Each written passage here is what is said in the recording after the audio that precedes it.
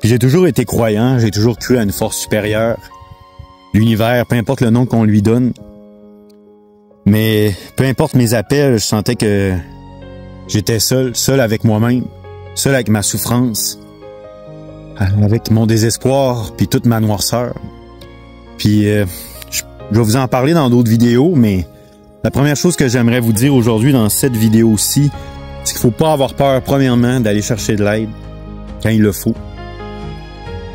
J'ai eu ma première pensée suicidaire, j'avais 12 ans. Puis j'avais même installé une corde, petite corde là. C'est quand on est plus jeune, on pense pas vraiment. Mais quand même, j'avais pris le temps de l'installer puis de l'accrocher au plafond. Puis ça m'a toujours marqué me dire aussi jeune d'avoir des pensées suicidaires. C'est parce que j'ai un lourd vécu. Étant enfant, on a connu la pauvreté, la violence, plein de choses. Fait que ça m'a suivi. Puis aussi, je pense que c'est intergénérationnel. C'est quelque chose qui peut nous suivre aussi, la maladie mentale. Quelque chose qui est pris de nos parents ou nos grands-parents. C'est pour ça que je veux en parler. Puis, tu sais, dans les dernières années, j'allais plus vers la spiritualité. C'est ce qui m'a aidé aussi beaucoup. Je commençais à faire du yoga, j'avais 19 ans. Actuellement, j'en ai 42 ans. Le yoga, la spiritualité, la méditation m'ont beaucoup aidé dans ma vie. Mais ils m'ont pas aidé à traverser la période la plus sombre et la plus noire que j'appelle ma nuit noire de l'âme, qui était la dépression. Ce qui m'a aidé, c'est la médication. C'est de rencontrer des spécialistes. Juste avant que ma fille naisse, j'ai fait le choix, même si c'était contre mes valeurs, parce que pour moi, encore en étant un homme, c'était une marque de faiblesse de devoir prendre la médication. De pas réussir à me traiter moi-même par ma pensée positive, par tous les outils de cheminement personnel que je suis allé chercher dans ma vie.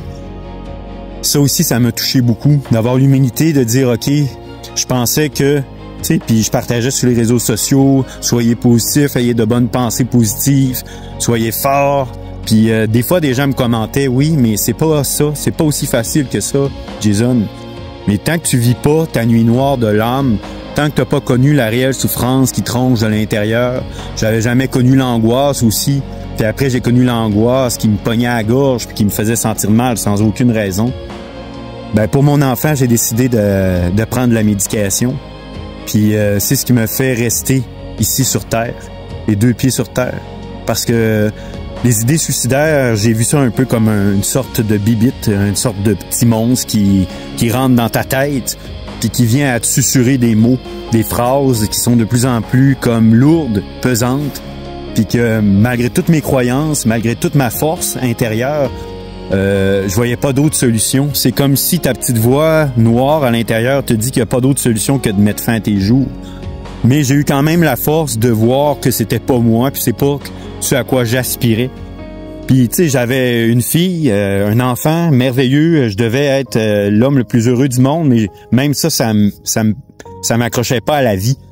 Donc la médication m'a permis de ralentir mes idées, de faire un peu le vide, le point, puis après ça de faire ce travail intérieur-là, d'avoir l'humilité de se regarder en face, d'admettre qu'on a un problème, puis d'aller chercher ce qu'il faut pour traverser ça, puis de faire de toute cette merde-là un engrais.